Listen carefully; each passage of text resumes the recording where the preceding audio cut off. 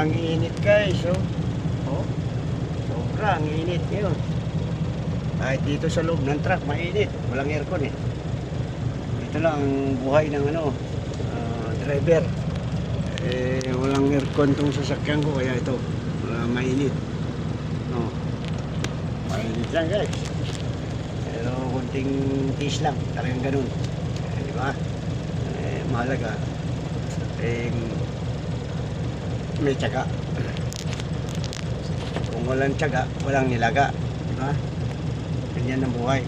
Ang buhay ng driver. Yan guys. Dito ako ngayon sa sa vacation. Naghahakot ng lupa. Yan. Dalawa lang kami rito. Kaya pagka lumabas naman yung isa, atras naman ako. Yan.